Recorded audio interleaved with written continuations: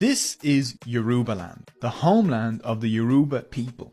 With a population of about 46 million, the Yoruba are one of the largest ethnic groups in Africa, and one of the three major ethnic groups in modern day Nigeria, along with the Hausa and the Igbo. The Yoruba built one of the largest empires in West Africa, crafted some of humanity's finest art, and looked damn good doing it. Their artists are famous worldwide, and no other African culture has affected the Americas and the Caribbean as much as the Yoruba, who left a mark through people, dance, food, and the religions of Santeria and Candomblé. So, who are the Yoruba? What is their history? And what does it have to do with a universe-creating chicken? Well, let's find out. Geography. Yoruba land is a cultural region that stretches across southwestern Nigeria, Benin and Togo. Most Yoruba live in Nigeria, where they make up 21% of the population. The largest cities in Yoruba land are Ilorin with 1 million people, Ibadan with 3.8 million and Lagos, or Eko in the Yoruba language, with 15 million people. That's 3 times more people than live in my entire country. Yoruba land is a diverse landscape, with dense tropical forests and mangroves in the south, and northwards you'll find a rugged highland region where you can see these cool inselbergs like Olosunta. And the north also has a Guinea savanna region. Yoruba land is home to the Mona monkey, the African forest elephant, leopards, the adorable Senegalese bush baby, and parrots, which have played a sacred role in Yoruba history. Language. There are many different Yoruba groups with their own unique cultures, but they are united by the Ede Yoruba, the Yoruba language, spoken by 47 million people. Yoruba is a tonal language, like Chinese, where the tone you use influences the meaning of the word. The tonal aspect of Yoruba means that it can be mimicked easily. For example, there is actually a form of whistled Yoruba used to communicate over long distances. This means people who have arrived for me, greetings at work. The Yoruba talking drum also speaks by mimicking the tonal and rhythmic features of Yoruba words. For millennia, the Yoruba passed on their history orally, and so the talking drum acted as one way to pass history from one generation to the next. Islam arrived in Yoruba land in the 14th century from Mali, Africa's great centre of Islamic learning, and brought with it Ajami, a form of Arabic script, which was the first script the Yoruba language was ever written in. In the 19th century, Christian missionaries introduced the Latin alphabet which Yoruba is now written in. Yoruba is just one name for Yoruba speakers. They also call themselves Omo Ile Kara Ojire, literally meaning the children of the land where we greet good morning, did you wake up well? There is a stereotype in Nigeria that it takes Yoruba 10 minutes to say hello. Yoruba are big on greetings, kind questions and showing respect. If one Yoruba walks by another Yoruba and they don't greet each other, you can safely assume there is some drama happening. There are many greeting styles depending on the person, time, weather and event.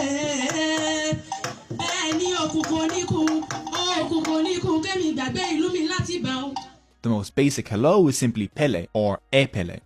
If it's rainy, you can greet with ku ojo. If someone has just given birth, you greet with ku ewu omo. And if you're greeting an elder sitting down, you say e kujoku. Yoruba always greet elders with e. Elders get the most respectful greetings. Traditionally, when greeting elders, a woman may kneel down while a man may lie chin and chest to the ground. History. Around 4,500 years ago, ancient Yoruba speakers had already settled in the thick forests of West Africa and began farming yam and oil palms. It's difficult to know exactly the size of the early Yoruba civilization, but through oral traditions and archaeology, we know Yoruba culture was here, here, here, and here. So it's safe to say it was pretty big. The Yoruba preserve their history orally and have multiple creation stories. One version says, in the beginning there was nothing but water and the sky above. The supreme god Olodumare sent down Obutala to create the earth. Obutala descended to earth on a chain armed with nothing but a snail shell full of dirt, a palm nut, and a chicken. He dropped the first piece of dirt where the city of Ife is now located. Ife means the source of the spreading. And with a lot of pecking, the cosmic chicken spread the earth to create all of the continents. Soon the palm nut sprouted, and that was the beginning of life on Earth. In another version, during the creation, Obutala did well at first. He even started forming little clay figurines that became the first humans.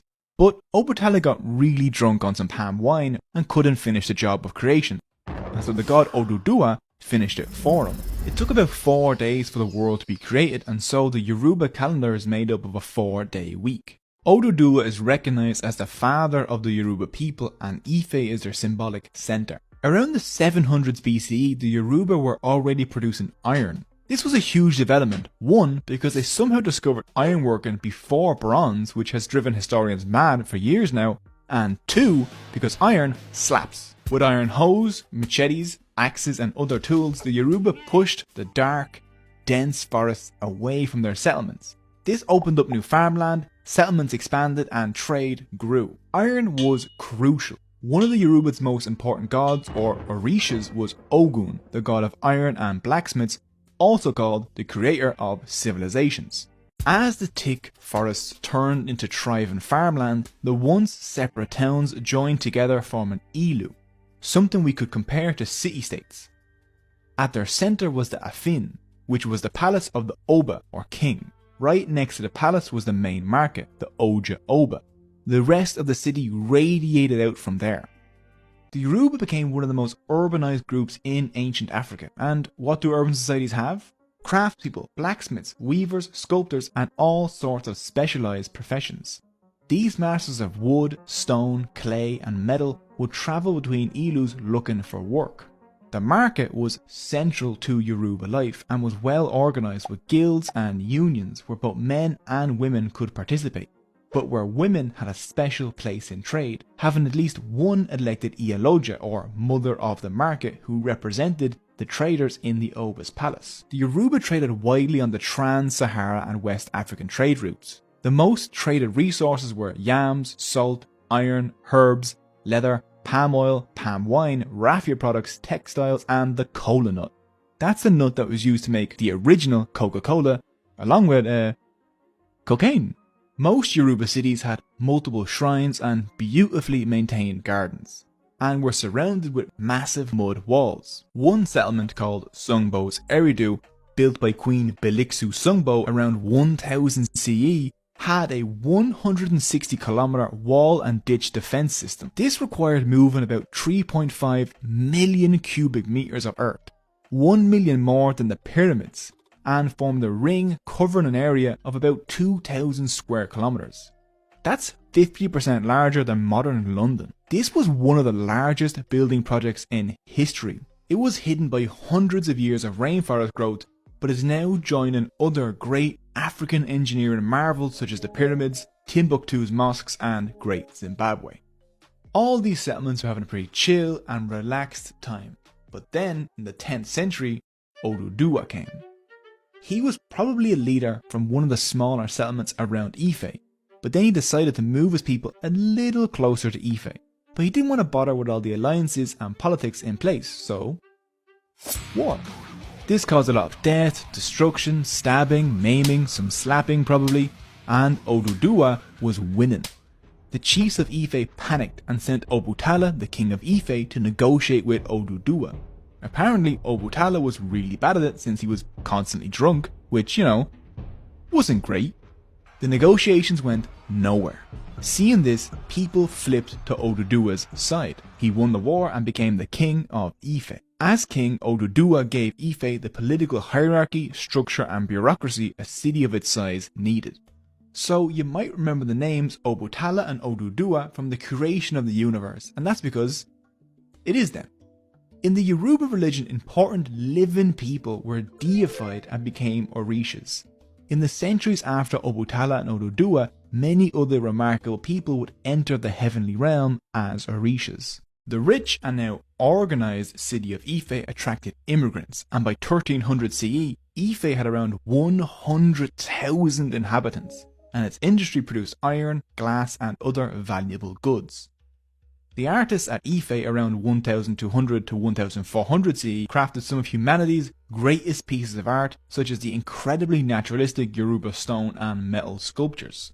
Oduduwa was a really smart guy and decided that instead of waiting to see his heirs fight each other to the death Game of Thrones style, he gave each of them a beautiful beaded crown and sent them away to found kingdoms of their own. One such prince was Oduduwa's grandson, Oranmiyan. Between the late 12th and early 13th centuries, Oranmiyan travelled to the far northwest borderlands of the Yòrùbá area. According to oral tradition, a chief of the Bariba people gave Oranmiyan a snake and told him to follow it. That snake had a great eye for real estate because it led Oranmiyan to a perfect location where he founded the city of Oyo.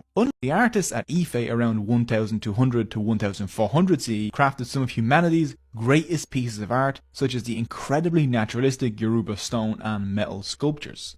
Oduduwa was a really smart guy and decided that instead of waiting to see his heirs fight each other to the death Game of Thrones style, he gave each of them a beautiful beaded crown and sent them away to found kingdoms of their own. One such prince was Oduduwa's grandson, Oranmiyan. Between the late 12th and early 13th centuries, Oranmiyan travelled to the far northwest borderlands of the Yòrùbá area. According to oral tradition, a chief of the Bariba people gave Oranmiyan a snake and told him to follow it. That snake had a great eye for real estate because it led Oranmiyan to a perfect location where he founded the city of Oyo. Unlike Ife, which was located in a heavily forested area, Oyo was in a Guinea savanna, a great open space ideal for farming and right between the Trans-Niger and Trans-Saharan caravan routes.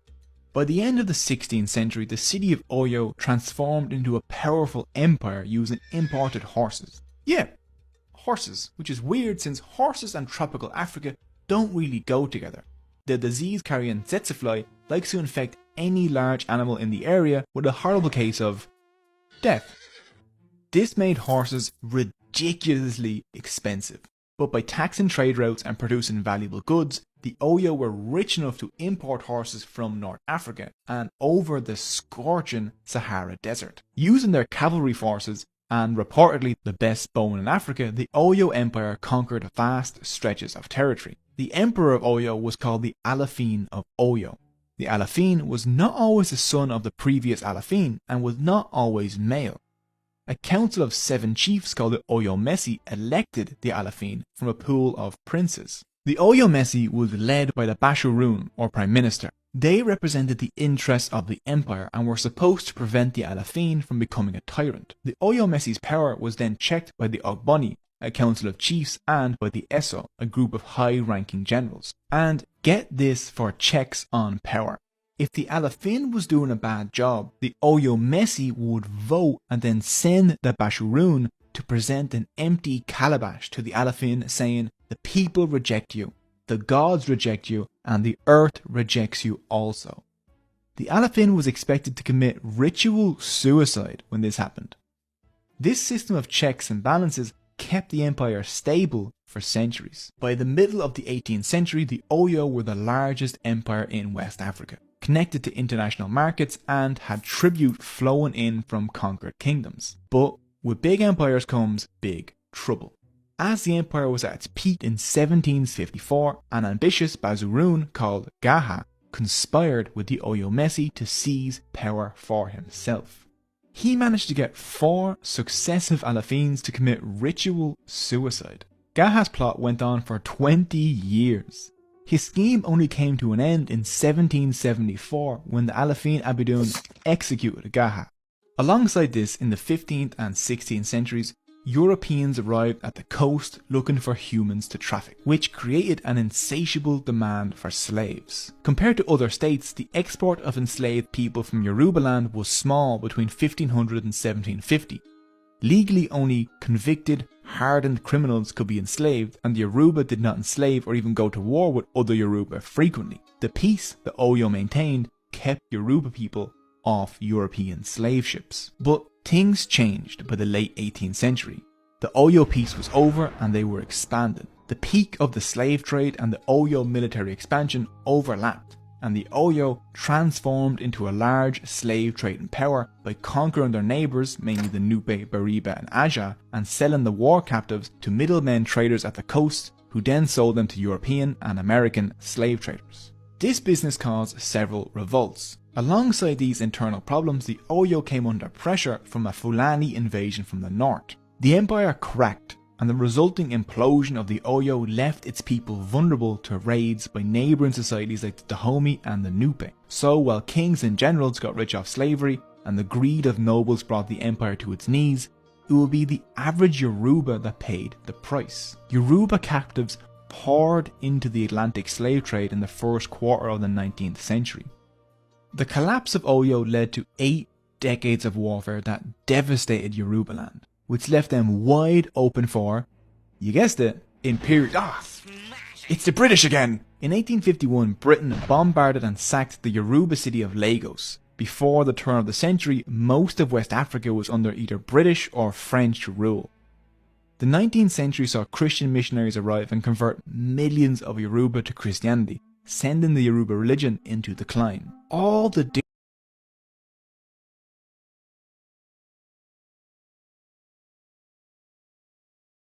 British companies who forced the people to grow massive amounts of palm oil needed to fuel Britain's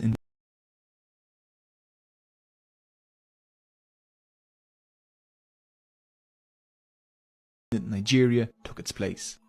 Diaspora. The transatlantic slave trade dragged millions of Yoruba men, women and children away from their homeland and forced them to build and maintain the economies of the New World. Around 12% of all enslaved people brought to Cuba were of Yoruba origin, and in Brazil they made up 40% of the people sold in the state of Bahia. Those who survived the horrific journey across the sea arrived in the Americas with nothing. While you can take the people away from their culture, you can never take the culture away from the people. Most enslaved people had to convert to Christianity, but the Yoruba reinterpreted Catholic saints as representations of Yoruba Orishas. For example, the Virgin Mary was seen as the Orisha Yemensha. When religions mix and form a new religion, it's called religious syncretism. This created something distinct from both Catholicism and the Yoruba religion in Africa. In Brazil and Uruguay it became Candomblé and Umbanda, and in the Caribbean it became Santeria or Lukumi. Yoruba words are still used during rituals in these religions even though the practitioners no longer speak Yoruba. On the 2nd of February in Brazil and Uruguay you can still observe the Yemensha festival, where people sent her gifts on boats sent into the sea. Yoruba drums like the bata drum and talking drums can still be heard in Afro-Latin and Caribbean music, in capoeira practice in Brazil, and in reggae and hip-hop. Yoruba music has deeply influenced African and international music. Fela Kuti was one of Nigeria's most famous musicians and activists and was one of the pioneers of Afrobeat music. Food traditions travelled with the Yoruba to the Americas as well. In Brazil, a little cake called acarajé, Acarajé. acarajé, Acarajé. acarajé, became the first intangible heritage recognized in the country. Acarajé was sold on the streets by African women called baianas. They were easily recognized by their distinctive clothing, and you can still see references to these women in Brazilian Carnival, where they spin for hours in their extremely heavy costumes. Acarajé is a version of Yoruba akara, made of mashed black-eyed peas and rolled into a ball and deep-fried in palm oil. Speaking of food. Yoruba cuisine involves starchy meals such as cassava, yam or plantain pounded in massive mortars, until they get a little elastic and form a sort of cake or ball. Varieties of this are called eba or iyan, and are eaten alongside soups and stews. The Yoruba are known for their love of spice and chili peppers. Seriously, other Nigerians are in awe of Yoruba spice tolerance. One Yoruba saying is, a soul that does not eat pepper is a powerless soul. Some Yoruba favourites are okra soup, ofada rice, amala, eforiro and egusi soup. And while this will destroy the comment section, some people say Yoruba make the best jollof rice. Religion. The traditional Yoruba religion is called Isheshe. There is one supreme god, Oludumare, who lives in the highest heaven. He's pretty distant because he's pretty busy with godly stuff. So on earth he acts through the at least 401 Orishas. Some Orishas are Ogun, the Orisha of iron, Eshu, the trickster Orisha of chance and also the divine messenger, Oshun, the female Orisha of fertility, Sopano, the Orisha of smallpox and healing, who is very popular in the Americas where he is called Babalu Aye, and Shango, the Orisha of lightning and thunder. Shango is another example of a real historical king becoming an Orisha. Each believer and family will have a particular Orisha they feel connected to. Yoruba religion is deeply moral. One key concept is Omoluabe, which means good character. One must be humble, honest, and respectful, especially towards elders. One Yoruba proverb says, "One's character is what accompanies one to the grave." Wealth does not go that far. The Yoruba are known for their love of parties and festivals, and they never miss out on a chance to host a fun event.